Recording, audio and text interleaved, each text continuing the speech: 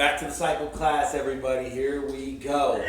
We left off on Bill's story on page 9, about halfway down the page. So just to get caught up, Bill's been on this cycle for years, decades, and he's not in a good spot. His life sucks. He's at home. His wife's at work. He's just pitiful, like I was, right? So there has to be this realization of honesty of where we actually are. Like, something needs to change. Like, we need to change. This ain't working out. Like, I'm trying it on my own. I've tried this. I've tried that. I've moved. And it's not working out. So Bill's in a bad spot. And his childhood friend, comes to his house and shows up. And so his friend's clearly changed. And it's kind of piquing Bill's interest. Why? Because he's in such a bad spot. Like, he knows something needs to shift and change, just doesn't know how, like I've been there. And so hopefully people are at that place in their life where they're like, this can't continue the way it has been, So that just leads us over here to where we are in Bill's story. So about halfway down, his friend comes over, Ebby, and look what Bill does. Says, I pushed a drink across the table. Halfway down page 9 in Bill's story. You see that? I pushed a drink across the table. He refused it. Disappointed but curious. It's like, okay, I know this guy. First of all, Bill's like, come on, have a drink. It's like, that's kind of selfish of Bill to do that. If this guy shows up fresh-skinned and sober and he's still offering a drink, how dirty is that? But whatever. And so he pushed this drink across the table and he refused it. Okay, so now that's got him thinking like, wow, so what are you trying to say? You don't want to drink, He says, I wondered what had got into the fellow. He wasn't himself. Come, what's this all about? I queried. He looked straight at me simply but smilingly. He said, I've got religion.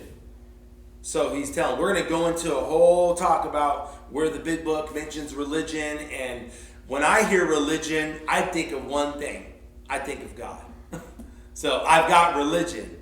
And so he's telling him straight up, look, something's going on with me. I'm different, and we're going to get to how I'm different. Now, if you're in this place in your life where your life is miserable, wouldn't you want to latch on to something different, and someone's telling you it worked for them, and you can have this life that you've been looking for and dreaming for, and all you gotta do is follow some suggestions? It's like, man, we should really pay attention here. So he says, I've got religion. Here's Bill's answer. I was aghast. So that was it? Last summer, an alcoholic crackpot. Now I suspected a little cracked about religion. Like he's not buying it. You got religion. Oh, okay. Like, oh, all right. Last year you were just a pitiful drunk like me, and you were about to get committed, as a matter of fact, and now all of a sudden you're hooting and hollering about God and religion. It's like, okay, see? It's crazy. Okay, then he says, he had that starry-eyed look. Yes, the old boy was on fire all right, but bless his heart. Let him rant. Besides, my gin would last longer than his preaching. Right? Next paragraph. But he did no ranting. In a matter-of-fact way, he told how 2 men had appeared in court persuading the judge to suspend his commitment. So one of these men was Roland Hazard, one of the early AA guys. He shows up to court with the Oxford guys and says, Judge, give us a shot at this guy. We'll take this guy. Before you commit him, we'll take this guy. Doesn't that sound familiar? Doesn't it sound familiar in your life? I know it sounds familiar in my life. I deserve to have the keys thrown at me. I could be dead. I could be locked away. But God brought people in my life, like he sent these Oxford guys, to speak up for us at our worst, right? When we didn't deserve anything, any attention from God. And you got to be able to relate to Bill's story. Like, this is Matt's story. This is your story, if you can see it. Wow. And look at the opportunity you just got. You have the very same opportunity to have your life saved when you were just continuing on in your selfishness and your ways, stuck on this cycle, right? Like me. He says this, they had told him of a simple religious idea. And a practical program of action that was 2 months ago, and the result was self-evident. It worked. So this guy he knew is telling him, look, I'm changed. I found religion. Basically, I found God. Here's the program I followed. Here's the suggestions I followed. And Bill's noticing that, wow, you are different. It must work. Like, this is what's being offered to you guys. A way to change, to finally really change. Like I had the opportunity to. And it works. We're going to have to talk about God. We're going to have to do things that levels our pride and our self-centeredness and sit through some frustration. There's work to be done. Go through with all the steps and actually live out the steps on a day-to-day basis, right? But man, this really works. So, what was this simple religious idea? This practical program of action. Now, this is from the Oxford movement. So let's go over what that actually was. This is before AA was birthed. This is from the Christian, Bible-based Oxford movement. Those guys that showed up and spoke up for him, to let the judge let him go with them. These are Christian men from the Oxford movement. Just documented facts, okay? So what's the Oxford movement? They lived by 4 absolutes, okay? It was a biblical Christian principles, okay? Can't say that enough. Hello. 4 absolutes. Love, purity, honesty, and unselfishness. Right from the Bible. This is the group that birthed AA. So don't be shied away from the Bible at all, because that's what birthed AA. Hello. So these 4 absolutes that they are biblical Christian principles, okay? Love, purity, honesty, and unselfishness. Back then, the Oxford had 6 steps instead of 12 steps, okay? Here's the 6 steps from the Oxford movement, okay? 1, a complete deflation of your ego, of your self-centeredness. See, there's a price to be paid. You ain't just gonna get this and go skip on clouds. There's work on your part, and some of you have already modeled that. It's great. Taking correction is sitting through it and growing. Look how much you've grown. Like, who's gonna sit there and take this type of stuff? I know I wouldn't have until I was just in a place and ready, and I just had to like sort through my feelings and my pride. I had to deflate my ego and able to take the honest truth, so now I can grow. And I've changed so much, right? So, step 2, dependence on God. Okay? Step 3 from the Oxford steps, a moral inventory. A lot of people don't do this. We have to clean house. We have to look at our character defects. We have to look at these strongholds of these mindsets, of these ways of thinking, our outlook on things, this flawed by pride and fear and self-centeredness. We have to take a look at these things in our life. Because guess what? We're going to have to get rid of some of these things. We're going to have to get rid of our self-centered outlook and our ways of thinking and things that have happened, baggage we're carrying. We need to do a moral inventory. A lot of people don't do this. People in the church, you think they're doing moral inventories? Man, they're carrying stuff that unforgiveness they've had for 20 years because they're not doing the work that's necessary, right? So this is a great opportunity that you guys all have, okay? And then I recently went through the steps a second time, and I'll probably go through them again in a year. You know, I'll try to do it every year because stuff's going to happen during that year. I need to keep doing moral inventories of my life because I'm prideful and selfish. Did you know that? You did, see? Yeah, I know you did, man. I mean, this guy's been around me for almost a year, so he knows. Okay, step 4, confession. The 4th step of the Oxford steps, confession, right? Getting honest with yourself, with God, with another human being. That's a tough one, ain't it? Telling your deepest, darkest secrets of someone you trust so you can finally get healing in those areas. I told my guy, my sponsor, things that I promised I'd never tell another human being. And I said, oh crap, am I really going to admit this one, these 2 or these 3? And I did it. And I've been sober ever since. So I encourage you to be honest. Step 5, restitution. Okay? There's restitution that needs to take place in our lives. We've made a mess of things. We've made a mess of relationships. Okay? Step 6, continued work with others in need. This is the one that a lot of people overlook because we're just so thankful to come maybe get the help we need, but then over time we get busy with life and family and different things, and we forget to make ourselves available to others, and then we lose what we have. So let's go hit a verse that'll knock that out real quick. We're going to go, Jake's going to read Matthew 10:8.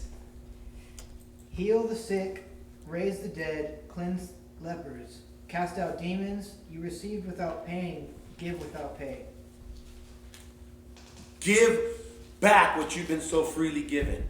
We have a way for people to literally break out of this cycle of addiction. And it's a spiritual thing. We need God's mighty weapons fighting back. We need to get out of our head and get out of our selfish ways and make ourselves available to others. We need to stay around like-minded people, right? So that I can get off this cycle and I can share this information with somebody else so they can get off the cycle, right? We got to give back what we've been so freely given. People who are the real alcoholic, real addict, will never, ever get off the cycle on their own power. We got to have God's power. Once God's power gets involved, we're released from these things, these spiritual things that are weighing us down, and this healing that only God can give us, and making restitution and going and getting honest and making these amends to people, right? Then you start to have that healing that you're looking for. This is crazy. It's a design for living that really works and helps us become more acquainted with God. Okay? So they took these things out of the Bible. They applied them to the most helpless person that was going to get locked away. They didn't know what else to do with him. And all of a sudden, these people are having this miraculous healing that comes from them. The ones that couldn't stop drinking to the point where you have to lock them away, now they're healed. They're changing. They're recovered from this mess. Right? And so from there, then Abby met Bill. Bill goes and eventually meets Dr. Bob, and then they write the big book. And then they have 12 steps in the big book. So I'm giving you a little history background. It started with the Oxford movement, Christian-based movement that had 6 steps and had these 4 absolutes. Thank God for that, right? And Abby goes and sees Bill, and Bill eventually sees Dr. Bob, and now we get to benefit from this thing, this design for living that really works that they got from the Bible. Okay? So let's go back to our reading. At the bottom of page 9, a Bill story, okay? So, the last sentence on page 9. He had come to pass his experience along to me. That's that third part of working with others, giving freely what we've been so freely given. You must, if you don't want to get sick again, if you don't want the insanity to come back, that I can drink and I can handle it this time and I'll be able to control it. And if you don't want that insanity to come back, you must work with others. Right? We got to stay in these 3 parts. So this is what Ebby was doing.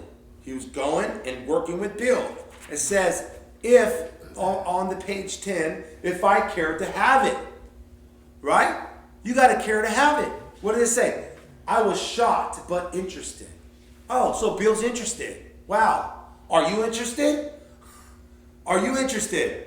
Yeah, I'm interested because my life sucked. How was your life? Do you want to continue on? Do you want to change? Do you want to get off this cycle that I was stuck on for 19 years? Yeah, I was interested, all right. By God's grace, I started being able to hear and be open to well, there's a way out.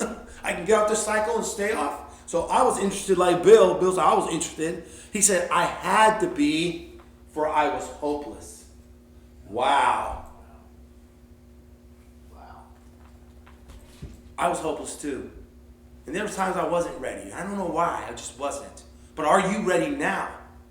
It's like if your life is so sucky, and someone's saying there's such an awesome, fulfilled life it's going to have its ups and downs. It's not going to be perfect. There's going to be prices to pay and things that you are uncomfortable doing. But man, the reward is so great.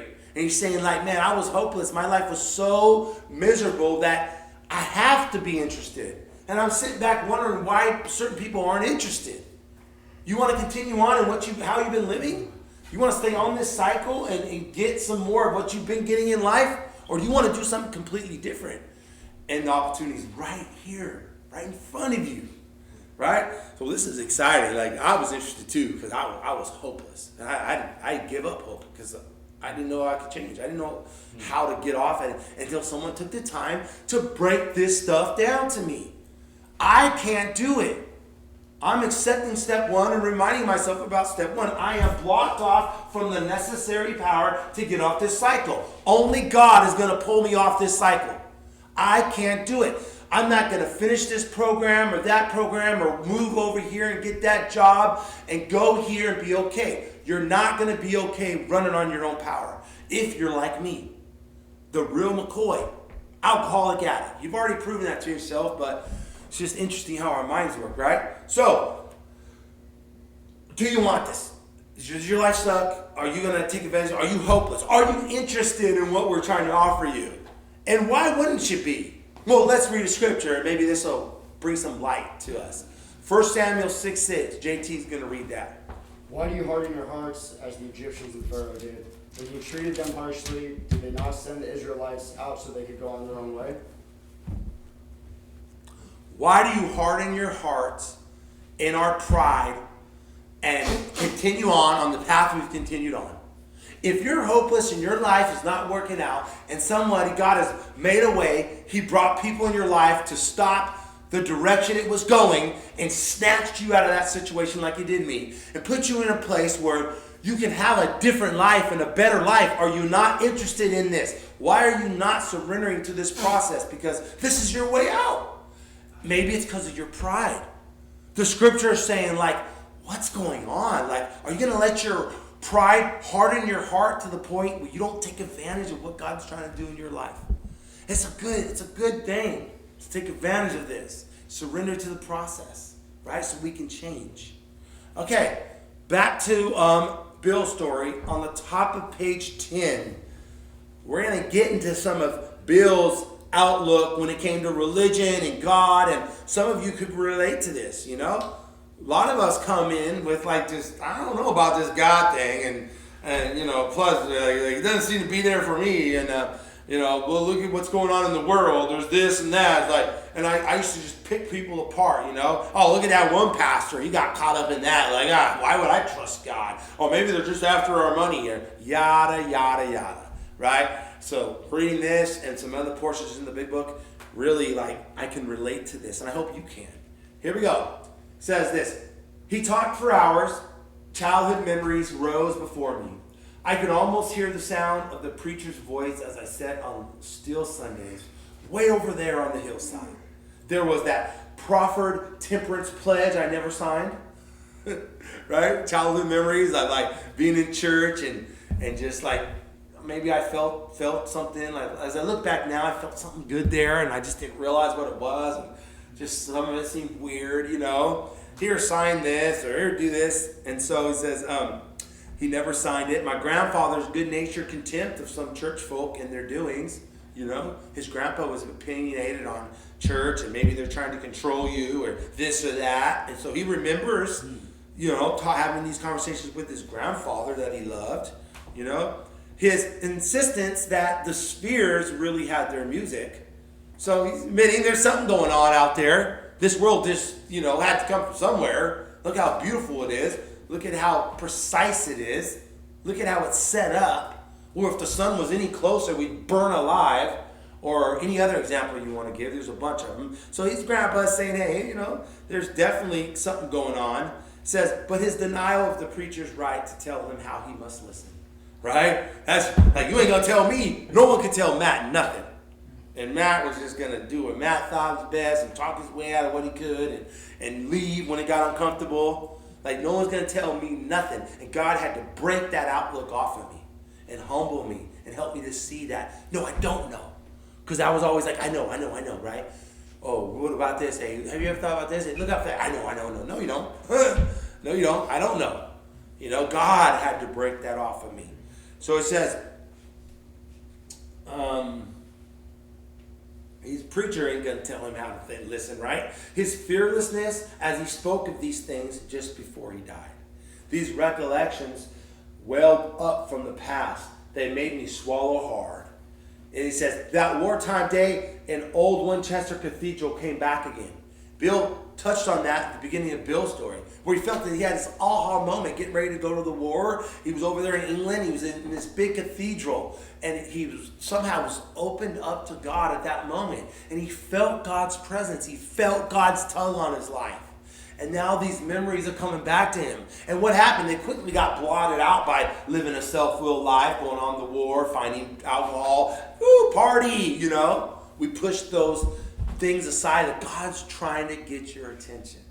He really is. He's been trying. And it says, okay, halfway down the page 10, I had always believed in a power greater than myself. I had often pondered these things. I was not an atheist. Few people really are. You'll find a lot of atheists are mad at God. And atheists, there is no God. So how are you mad at something that doesn't exist? Doesn't make sense. You'll find most atheists are mad at God. And more people are more agnostic. Where I'm willing to believe there's a God. Like, he ain't going to be, I don't know about no personal God working in and through my life. That sounds a bunch of hogwash to me, But maybe there's something out there, It's going to go on to explain this unrefutable evidence of a creator. And we need to wake up to this, guys. It says this. Few people really are. For that means blind faith in the strange proposition that this universe originated in a cipher and aimlessly rushes nowhere. So we're going to lean on that.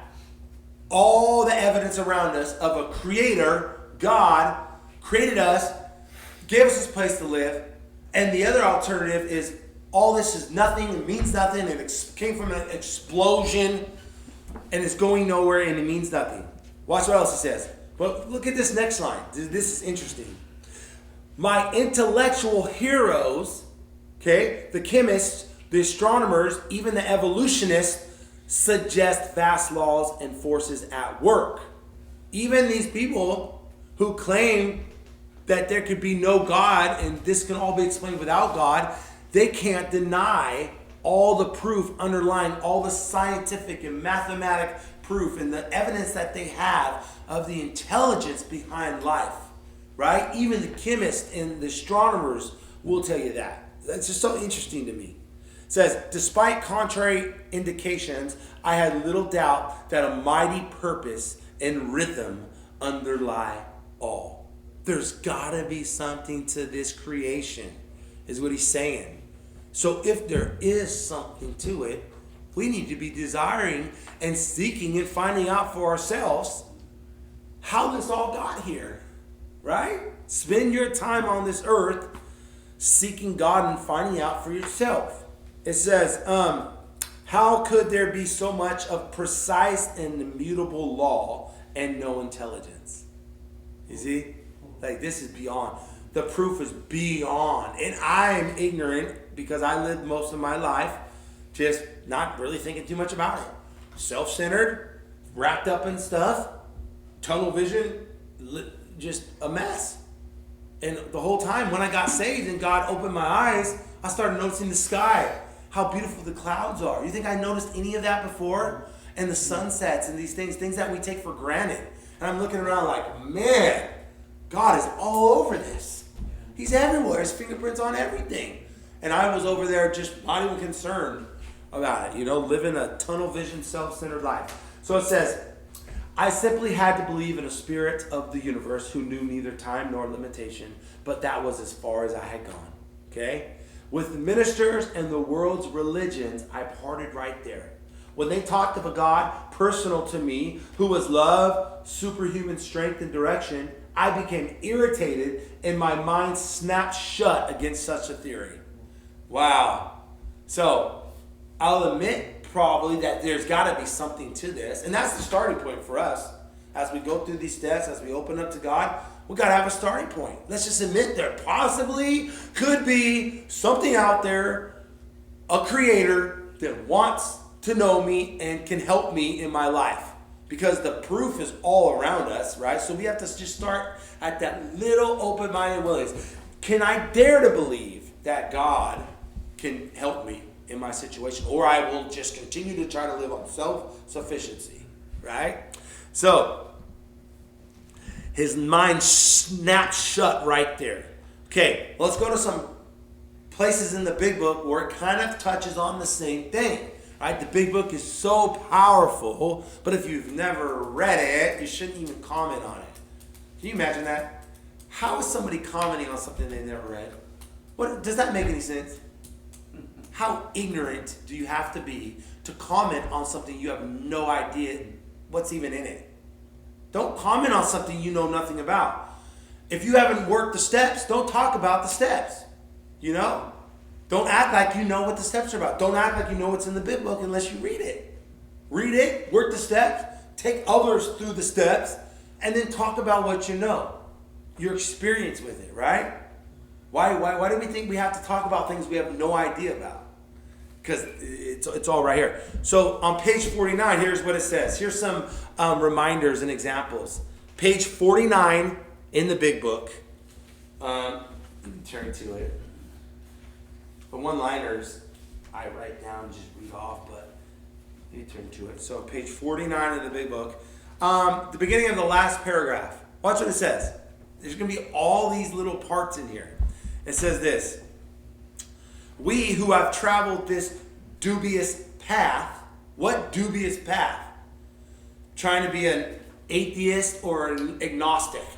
Trying to say like, this world could have got here by an explosion.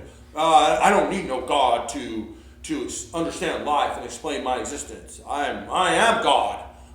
So if you follow this dubious path that they held on to that, right? That they want to hold on to being atheists or agnostics. Here's what it says. We beg you to lay aside prejudice, even against organized religion. So they're begging you. They've been there. It's like, dude, if you have this prejudice against organized religion and the things of God, maybe through your childhood or whatever, lay that stuff aside. Especially when you're in the position that you're in, that I was in, that Bill was in. It's like, I had to be interested in something different. I was hopeless. Don't sell yourself short with experiencing God. Okay? So it says, page 49, I'll read some more at page 49. Page 49, halfway down the page, says, thinking we believe this universe needs no God to explain it. Right? Let go of that. People just die on that hill. And they're just, no, my science teacher told me, and I don't need no God to explain things. That's too much. I'm embarrassed. I'm this, I'm that. It says, thinking we believe this universe needs no God to explain it, were our contentions true, it would follow that life originated out of nothing, means nothing, and proceeds nowhere. Do you understand? It's like, it's repeating itself. Instead of regarding ourselves as intelligent agents, spirits of God's ever-advancing creation, we agnostics and atheists choose to believe that our human intelligence was the last word, the Alpha and the Omega, the beginning and the end of all. Rather vain of us, wasn't it? So it's kind of repeating itself from page 10. It's like, are we really trying to explain the earth and creation without God? How vain of us.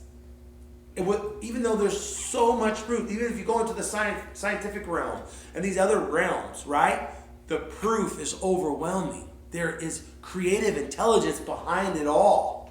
And yet we can be closed off to this path of life that's going to solve all our problems just because we have prejudice against organized religion, prejudice against God. Isn't this good stuff? I mean, this is crazy. This is all in the big book. Okay, I'm going to read page 52, the bottom of page 52 up to the top of page 53. Okay? Page 52 is what we held on to, guys. Oh my gosh. Oh, here we go. The third sentence from the bottom. Here, we agnostics and atheists were what? Sticking to the idea that self-sufficiency would solve our problems. When others showed us that God's sufficiency worked with them, we begin to feel like those who have insisted the Wrights would never fly. It's talking about the Wright brothers, right? People had tried to get an airplane to fly. It was mathematically proven that no plane would ever be able to fly, right? Until the Wright brothers came along and were able to have a plane fly. But before then, it was very hard for them to believe that we could actually have a flying object in this world, right? So we're holding on to this old idea that somehow you're going to pull yourself out of this cycle on your own without God's help. How are you going to do that? In all these years, you haven't been able to stop relapsing and pull yourself out of this cycle. You are powerless to do that. And all of a sudden, you're holding on to this crazy idea that you, without God, is going to be able to do this. That's what the big book's laying out. We're holding on to that self-sufficiency because of my pride and my, somehow figuring stuff out, especially early on in my life. I can hold on to that all these years later, you think you're going to be able to be okay without God. You're not. But I can't convince you that. You have to be honest with yourself. You're going to need God's help on a daily basis because you're like me, probably. And you will never have the power to stay off this cycle. So let go of self-sufficiency and put it out of your mind. A couple more and we'll close. Okay, so I'm telling you, this is what happens on page 55. So people weren't thinking the Wright brothers were able to fly, right? Now, I'm telling you, let go of your self-sufficiency. Let God change the way you think. Get through some of these strongholds that have been holding you back. You're going to have to deflate your self-centeredness and your ego and follow through with these simple suggestions, right? And guess what's going to happen? Top page 55. Here we go. Top page, third sentence. Yet we had been seeing another kind of flight. Oh, it's a different kind of flight now. A spiritual liberation from this world. Ooh, people who rose above their problems. They said God made these things possible. And we only smiled. We had seen spiritual release, but liked to tell ourselves it wasn't true. So just like the Wright brothers proved everybody wrong that an actual physical plane could fly, I'm telling you that if you let go of your self-sufficiency and you humble yourself and you surrender to this process, you're going to be tapped into the God's power and His sufficiency. You're going to have spiritual liberation. You're going to take flight spiritually and you're going to have your problem solved. God's going to help you solve your problems. Wow, now ain't that good news? But we have to let go of control of our lives, right? And that's what the steps help us do. Okay, last little part. Let's see. That one. Page 87 real quick. Says, be quick to see where religious people are right. Make use of what they offer. Okay, another part of the big book on page 87. Be quick to see where religious people are right. Make use of what they have to offer. All this stuff pointing to God. That God's the answer. God is the only one that can get you off this cycle and relieve you from alcoholism and drug addiction. And we have to treat our spiritual malady with God and the things of God, or we'll never be okay. But once we start treating this, guess what happens? We straighten out mentally and physically.